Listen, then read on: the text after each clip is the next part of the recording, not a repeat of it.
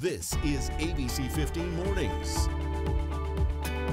No end in sight. We begin the work week with another jump in gas prices. I'm Joe St. George in Washington. It's a hot topic on social media sites. What should the country do with asylum-seeking migrants? We break down the process, the issues at the southern border, coming up.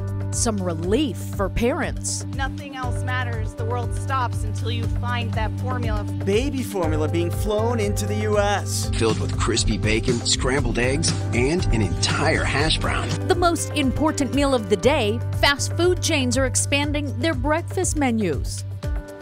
We know we're making you hungry here on a Monday as we kick off a brand new week. Nick Saletti here alongside Nohelani Graf. Great to see you this morning, Nohe. And so glad to be stepping in for Kaylee. We know it was a big weekend for a lot of families. It was graduation weekend in my house, and I know we're not alone, and the parties to boot, so we hope that you enjoyed every second, and we appreciate you starting your new work week off with us. Yeah, congratulations to Sarayan. As we kick off a new week, let's start with this. Some good news here for drivers in the East Valley. A traffic headache finally over this morning. The US 60 is fully reopened. No more closures. We know so many of you have been waiting to hear this. It's been 3 weeks since that water main break flooded the freeway. Megan Thompson watching how this is impacting your morning commute along with other traffic alerts. But our team coverage begins with Jamie Warren live on the freeway this morning. Jamie. Oh yeah, and this is very good news, especially if you live in this part of town. You'll see behind me the fresh pavement on those westbound lanes that they officially opened back up as of last night. So yes, this means that the freeway is back open in both directions. Very good news, a good way to start your Monday morning. The west and eastbound lanes of the 60 between the Loop 101 and McClintock Drive shut down just over 2 weeks ago now when a water main break flooded the freeway.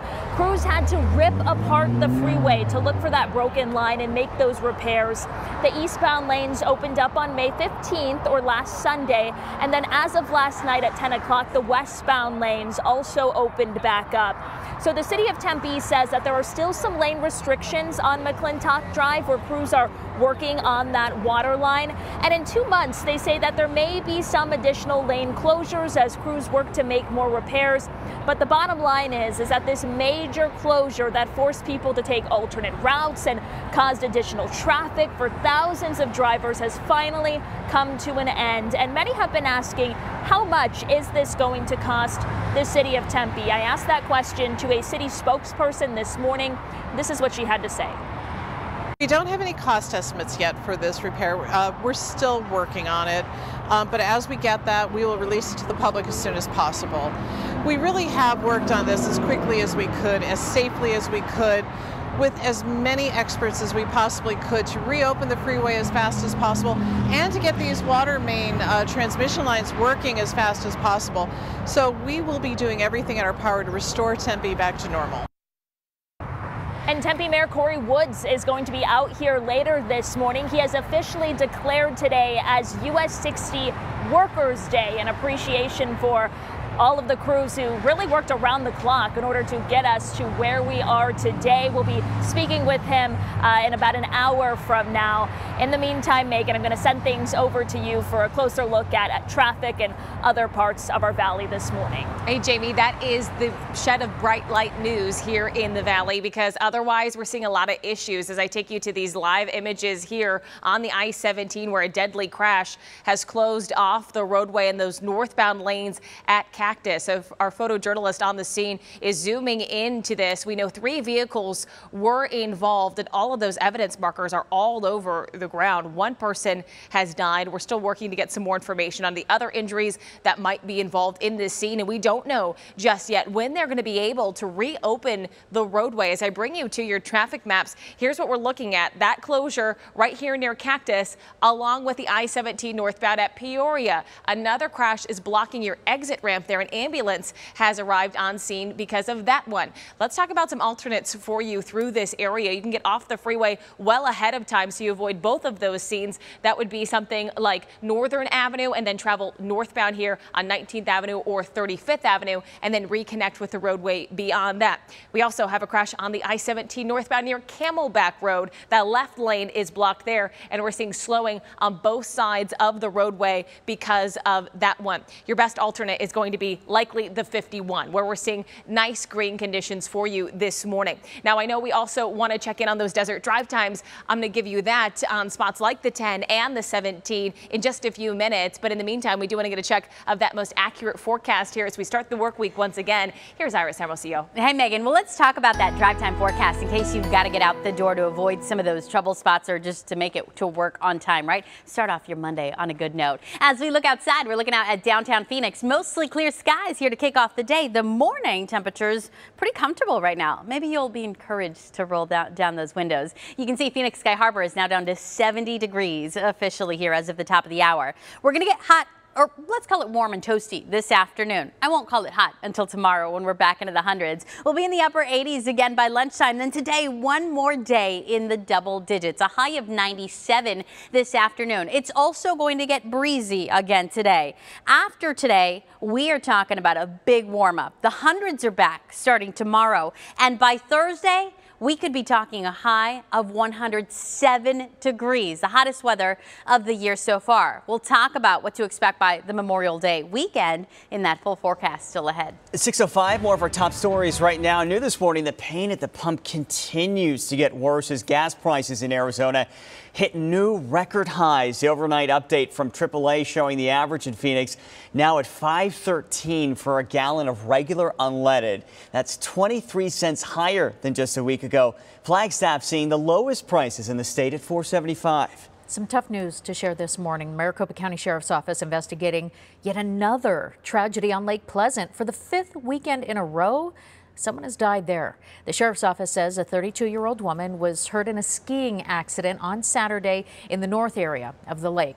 She was airlifted to the hospital but later died. MCSO says they don't suspect any foul play or impairment. New details on this massive fire at a metal scrapyard in Phoenix. Crews battling the flames near 22nd Avenue in McDowell Sunday morning. We're told there was magnesium inside, leading to explosions and a hazmat situation. Thankfully, no reports of any injuries, but the cause is still under investigation. We're about 3.5 weeks away from the start of the monsoon season, which typically brings rain to the valley, but also lightning and winds, a dangerous combination for wildfires. Typically during monsoon season is when we start to see a decrease in our fire activity, the precipitation, the somewhat cooler temperatures, and that increase in humidity. But if we don't have any of that, then that's just going to prolong our fire season. The Forestry Department says about 80% of wildfires are started by people, but during the monsoon, lightning becomes a much bigger risk. The monsoon officially begins June 15th. Title 42 was set to end today, but a federal judge is blocking the White House from lifting that policy, which allows the U.S. to quickly expel some people seeking asylum at our southern border. So this morning, our Joe St. George takes an in-depth look at the asylum process. This might be what some think is happening at the border. A migrant trying to climb over a wall and sneak past Border Patrol. Many times, they don't get far. While that happens every day in this country, the debate over Title 42, which was supposed to end today but no longer is because of this federal judge's ruling, is very different. You see, the ongoing debate over Title 42 involves migrants seeking asylum. That means a migrant appearing at the border oftentimes heads straight for Border Patrol. They want to turn themselves in so they can be detained and declare their intention of trying to become a refugee and obtain status that permits them to stay in the U.S. This is a photo from the AP back in 2018 of the process happening. For over 2 years, the U.S. has denied, for the most part, those requests over COVID concerns. Former President Trump first enacted the denial policy. President Biden extended it, and now the courts are keeping it in place. Now, before you read any more controversial posts on social media, you may be wondering, does the U.S. have to welcome asylum-seeking migrants? Many advocacy groups say yes, the 1980 Refugee Act is, after all, U.S. law, as long as the asylum seeker has a well-founded fear of persecution over race, religion, ideology, or another reason. Because it's easy to lie, a migrant just doesn't get automatic approval. The asylum seeker is assigned an interview, where an American official deems them credible or not. If they are determined to not be credible, they can be prosecuted and removed from the U.S. If they are deemed credible, the asylum-seeking process continues and can take several years. During that time, the migrant can live wherever they want in the U.S. typically. President Biden has set a cap of 125,000 refugees for this fiscal year, which ends in September. Conservatives, as well as some Democrats in Congress, agree the U.S. must welcome refugees, but they have publicly warned for weeks the U.S. doesn't have enough personnel or housing to detain all of the asylum seekers right now, fearing facilities will either quickly become inhumane or so overcrowded and he will have to be released. For the moment, the federal judiciary in this country agrees with the appeals process set to begin. In Washington, I'm Joe St. George. Some new decorations are coming to downtown Mesa. This morning, the city will unveil the new Hometown Heroes banners, which honor Mesa veterans and active duty service members. There are 49 banners, and they'll be on display along Main Street and McDonald until June 5th. 10 past the hour, it's been dubbed Operation Fly Formula. Next on ABC15 Mornings, the first batch of imported baby formula arrives here in the U.S. Also, a new consumer alert for you this morning, why some people need to double check their jars of peanut butter.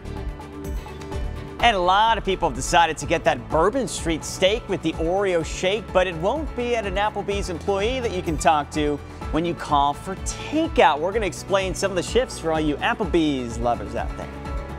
And a new crash to tell you about. This appears to be on the exit ramp of the I-10 near Chandler Boulevard, where we have Phoenix police and multiple first responders like a fire truck and an ambulance. We'll get you an updated look at the multiple traffic alerts happening around the valley and how to get around them. Still ahead.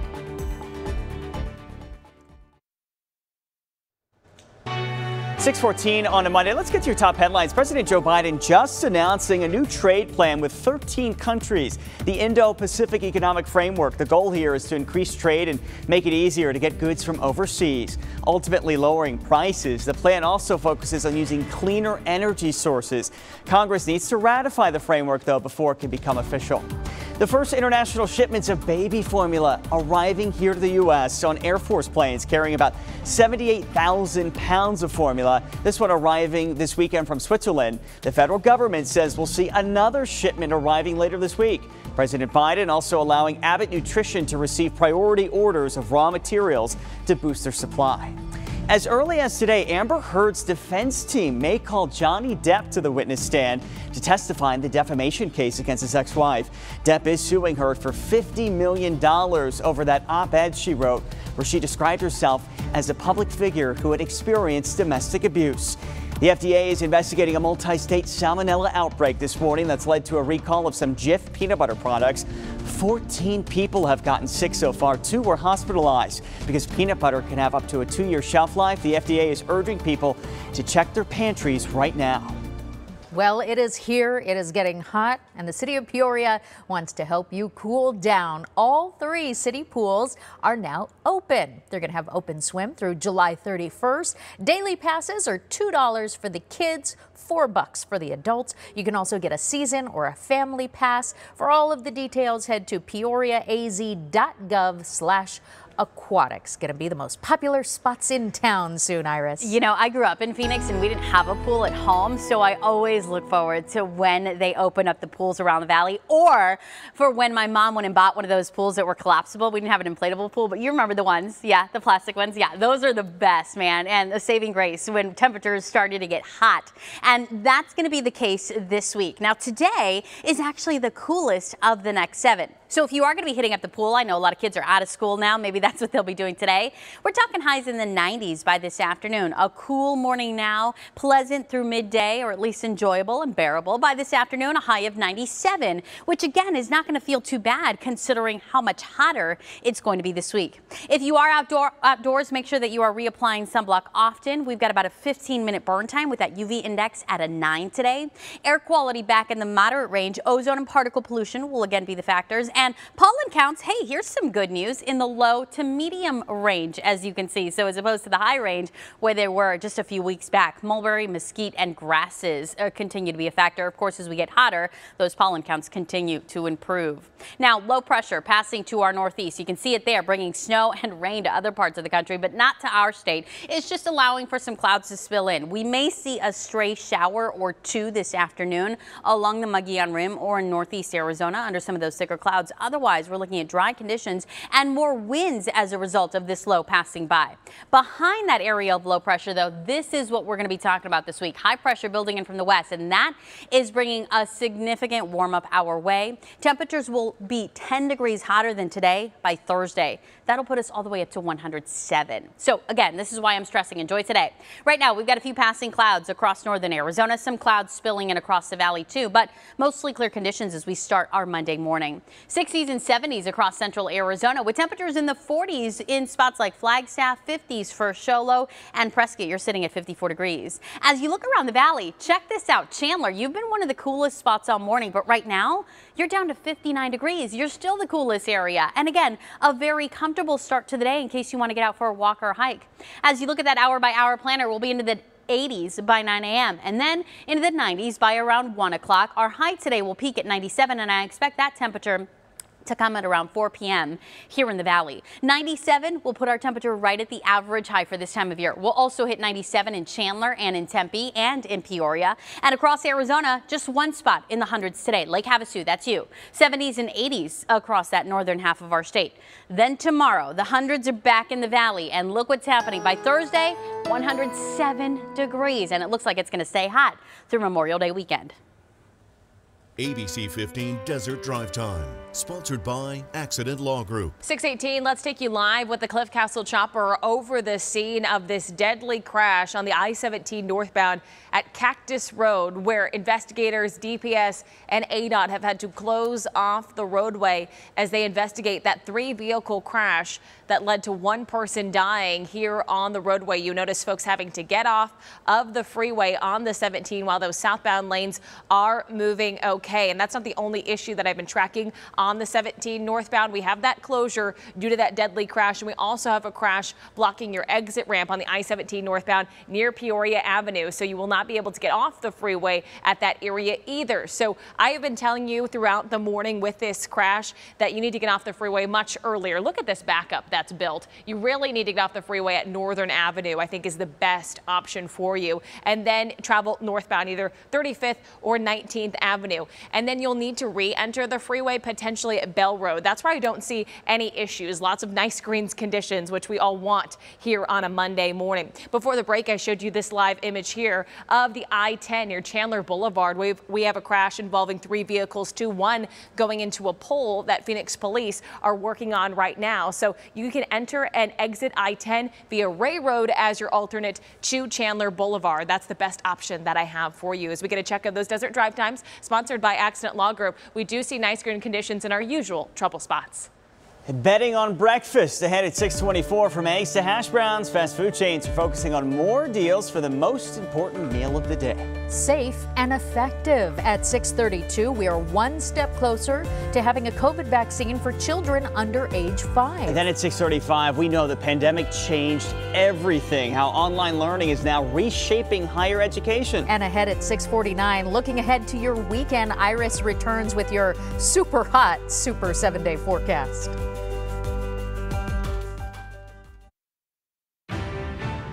As more people head back to the office, fast food chains are ramping up their deals on breakfast. Experts say breakfast is the most profitable time of day for restaurants, but sales haven't bounced back to pre-pandemic levels yet. So that's why chains like McDonald's, Wendy's, they're all offering discounts on their breakfast items and reward programs through their apps. Staying on the food beat, Applebee's says their workers are often too busy to answer calls for takeout orders, so they're outsourcing them to call centers. The company says call centers often provide a better experience for customers since the person isn't also waiting tables or seating people.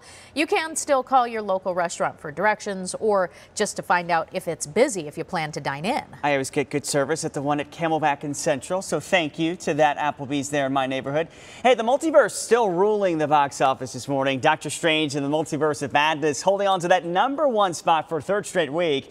The latest Marvel film bringing in another $32 million. Downton Abbey, A New Era, had a strong second-place debut with $16 million. Analysts say this is a sign older audiences are returning to theaters. She's known for looking like she never ages, and now Jennifer Lopez is sharing what she calls her most important beauty secret of all. And it's not an expensive treatment or a serum. It is sleep. Wouldn't it be nice if it was just that easy, right? So take this for what you will. The singer revealing in her latest J.Lo newsletter that getting enough shut-eye is her biggest beauty secret. Lopez, who is 52 years old and looks about 32 years old, says that she gets at least 7 to 9 hours of sleep a night, and she says she has seen the positive effects of longer sleep on her skin. We do know more sleep is vitally important to your overall health. J.Lo might have a few other extra hands up, though, I think, in this department. I mean, hey, whatever it is, she's doing something right. You keep rocking it, J.Lo. Next at 6:30, families with young kids one step closer this morning to that long-awaited COVID vaccine. So we have breaking new details surrounding this pandemic. A program meant to keep our roads safer through specific enforcement actually sees a rise in the number of crashes and dangerous driving behavior. I'm Megan Thompson near one of those spots where we used to have safety corridors. Why the program ended? I have the new data in this Operation Safe Roads report. And the switch to online learning during the pandemic, an obstacle for some, an opportunity for others. Coming up at 6:30, I'm sitting down with a recent ASU grad who's challenging others to rethink their education. Okay, so I know it's only Monday, but we're already thinking about the weekend, right? Memorial Day weekend will bring temperatures back into the triple digits, a high of 104 Saturday, 103 on Sunday. But it's actually going to get hotter through the work week. I'm going to break down your super 7-day forecast next.